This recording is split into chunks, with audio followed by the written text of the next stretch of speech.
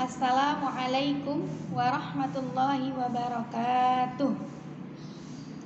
Alhamdulillahi rabbil alamin wa bihi nasta'in ala umurid dunya waddin. Wassalatu wassalamu ala asyrafil anbiya'i wal mursalin wa ala alihi wa sahbihi ajma'in, amma ba'du. Puji syukur kehadirat Allah Subhanahu wa ta'ala yang telah memberikan kita beribu-ribu nikmat, terutama nikmat iman dan Islam. Sholawat serta salam semoga tetap tercurah limpahkan kepada baginda alam, yakni Nabi besar Muhammad Sallallahu Alaihi Wasallam.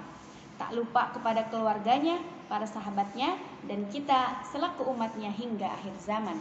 Amin ya rabbal alamin. Yang saya hormati guru kita bersama Om Bagus dan Kak Mamduh, mudah-mudahan Allah berikan keberkahan, mudah-mudahan Allah berikan keselamatan di dunia dan di akhirat, dan mudah-mudahan Allah masukkan ke dalam surganya Allah Subhanahu wa ta'ala. Amin ya rabbal alamin.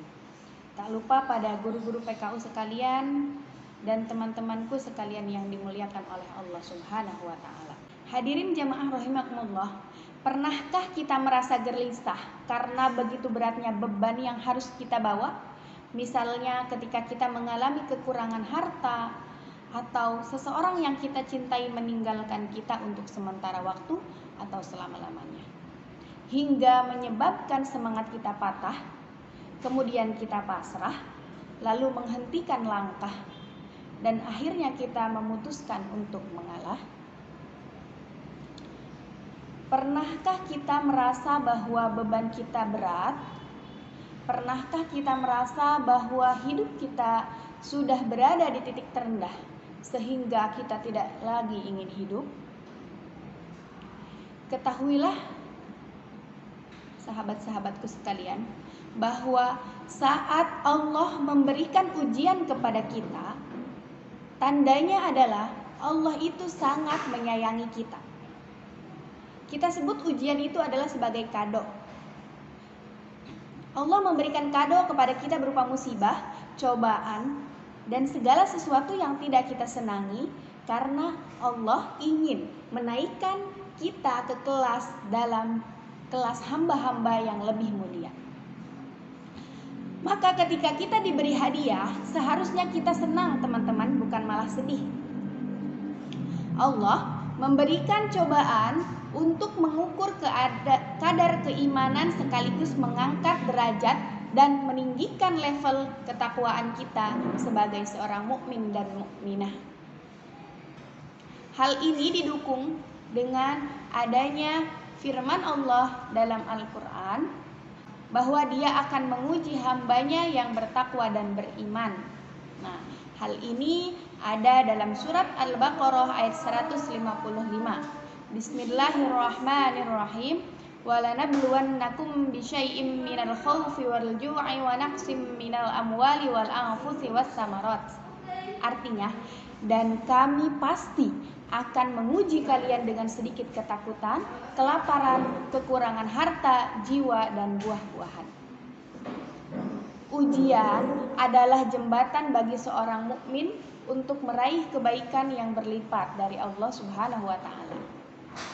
Nah, di balik itu semua selalu ada hikmah dan anugerah yang sedang menunggu setelah ujian, sebagaimana kehadiran pelangi yang selalu dinanti setelah hujan. Rasulullah Shallallahu Alaihi Wasallam bersabda, "May yuridillahu bihi khairan ibtalahu." Artinya, barang siapa yang Allah inginkan kebaikan pada dirinya, maka Dia akan mengujinya, atau Allah akan memberikan ujian kepadanya. Hadis riwayat Muslim.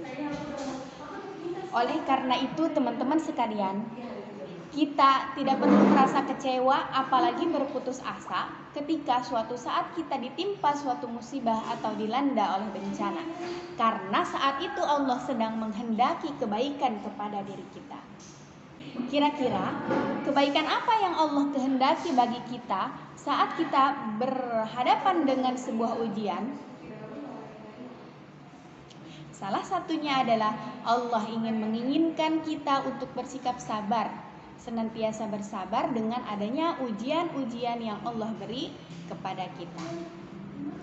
Bukankah Allah telah menjanjikan pahala yang berlipat-lipat untuk orang yang bersabar? Hal ini ada di dalam surat Az-Zumar ayat 10, teman-teman. Saya bacakan. Bismillahirrahmanirrahim. Innama yuwaffas sabiruna ajrahum bighairi hisab. Hanya orang-orang yang bersabarlah yang disempurnakan pahalanya tanpa batas. Quran surat Az-Zumar ayat 10. Hadirin sekalian rahimakumullah, tidak ada ujian yang tidak bisa kita lalui, karena Allah mengukur kemampuan setiap hambanya, dan Allah tidak akan pernah memberikan ujian melebihi kadar kemampuan hambanya. La yukallifullahu nafsan illa wus'aha. Allah tidak akan membebani hambanya kecuali dengan kadar kesanggupannya. Jadi, hadapilah setiap ujian yang datang dengan sabar dan ikhlas, sekalipun cobaan datang silih berganti seakan tak pernah habis dan tak pernah berhenti. Karena sebesar apapun ujian atau masalah yang kita hadapi, kita masih punya Allah yang lebih besar dan maha besar. Allahu Akbar. Maka mari kita renungi kehidupan kita ini, dan kita akan menemukan betapa luasnya karunia Allah Subhanahu wa taala dan betapa lebarnya pintu pertolongan Allah bagi siapapun yang mau berdoa kepada Allah Subhanahu wa taala. Dan seiring berjalannya waktu, kita akan tahu dengan izin Allah bahwa sebenarnya Allah menginginkan hambanya supaya menjadi mukmin dan mukminah yang tangguh, tidak mudah mengeluh, dan mampu bangkit ketika terjatuh. Hadirin sekalian, ujian itu adalah bagian dari kehidupan seorang mukmin. Semua manusia diuji tanpa terkecuali. Yang menurut kita baik belum tentu baik menurut Allah, tetapi yang menurut Allah baik pasti baik untuk kita. Kemudian diri kita sendirilah yang menentukan apakah kita sanggup menghadapinya dan termasuk dalam golongan orang-orang yang sabar, ataukah kita malah semakin terpuruk dan tenggelam dalam kesedihan. Oleh karena itu, tetaplah tawakal dan bersabar. Yakinlah bahwa Allah Subhanahu wa taala tidak akan pernah meninggalkan hambanya sendirian. Sedangkan hambanya tersebut berdoa dan memohon pertolongan kepada Allah. Dan terakhir, bersiap-siaplah menyambut kabar gembira dari Allah Subhanahu wa taala untuk orang-orang yang sabar dari ujian Allah Subhanahu wa taala. Dalam Al-Baqarah ayat 155, Allah mengatakan, "Dan berikanlah kabar gembira bagi orang-orang yang sabar," yaitu kita akan mendapat pahala dari Allah yang tiada batasnya, teman-teman. Ketika kita mendapatkan pahala, kita mendapatkan keridhaan Allah, insya Allah kita akan mendapatkan surganya Allah Subhanahu wa taala. Semoga Allah senantiasa memberikan kita kesabaran dan menggolongkan kita ke dalam orang-orang yang sabar dalam menghadapi ujian dari Allah Subhanahu wa taala. Wallahu a'lam bishawab. Mungkin cukup sekian dari saya, kurang lebihnya saya mohon maaf. Wallahu a'lam bishawab. Wabillahi taufiq wal hidayah, waridha wal inayah. Wassalamualaikum warahmatullahi wabarakatuh.